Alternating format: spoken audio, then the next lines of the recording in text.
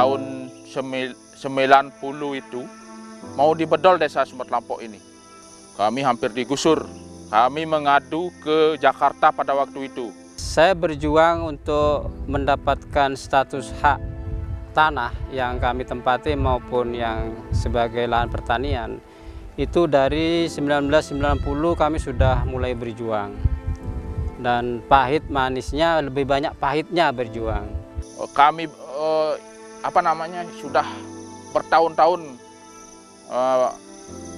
ingin memiliki sertifikat supaya kami tidak was-was kapan kami digusur.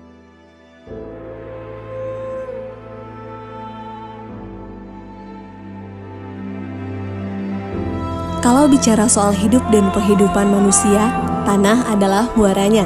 Karena tanah adalah sumber penghidupan. Merebut tanah artinya sama dengan merebut kehidupan. Sebagai sumber agraria yang paling penting, tanah merupakan sumber produksi yang sangat dibutuhkan. Bukan hanya karena memiliki nilai ekonomis tinggi, akan tetapi juga memiliki nilai filosofis, politik, sosial, dan budaya. Tak heran jika tanah menjadi harta istimewa yang tidak henti-hentinya memicu berbagai masalah sosial yang kompleks dan rumit. Meningkatnya kebutuhan manusia akan tanah, sementara tanah itu bersifat tetap membawa dampak pada meningkatnya jumlah sengketa atau konflik agraria yang terjadi di Indonesia. Salah satunya yang terjadi di Desa Sumber Kelampok, Kabupaten Buleleng, Provinsi Bali. Singkat ceritanya, 1967 Desa Sumber Kelampok ini menjadi desa definitif.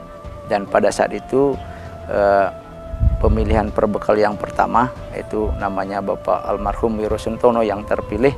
Nah, di sanalah Desa Sumber Kelampok diakui dengan adanya infrastruktur seperti sekolah, Impres yang pertama 1967 atau SD satunya, terus yang kedua 1976 di Impres SD 2 Sumber Kelampok begitu. Nah, dengan perjuangan yang cukup lama begitu terkait dengan adanya PT yang mengupayakan pada saat itu sekitar tahun 70. Nah, warga kami dijanjikan akan diberikan tanah oleh pemerintah, akan tetapi justru yang didatangkan PT Margarana dan Dharmajati. Nah, dengan singkat cerita bahwasanya tahun 90 itu ada surat SK dari Bapak Gubernur tentang bedol desanya. Nah, itu kami akhirnya dengan tokoh masyarakat sampai ke Jakarta memperjuangkan harapannya biar ada kepastian. Nah, dari Jakarta kami mendapatkan sebuah rekomendasi terkait dengan bahwasanya Sumber Kelampok sudah menjadi desa definitif 1967. Nah, terkait dengan hal itu makanya tahun 1990 kami mengawali untuk menguasai kembali tanah tersebut oleh masyarakat. Nah, tanah tersebut dikuasai termasuk hasilnya sudah diupayakan oleh masyarakat begitu. Dan kami terpilih selaku kepala desa di Desa Sumber Kelampok 2013. Nah, kembali kami memperjuangkan dengan para tokoh sampai ke Jakarta pula. Dan akhirnya tahun 2019 kemarin kita sampai ada kesepakatan bersama dengan pemerintah Provinsi Bali.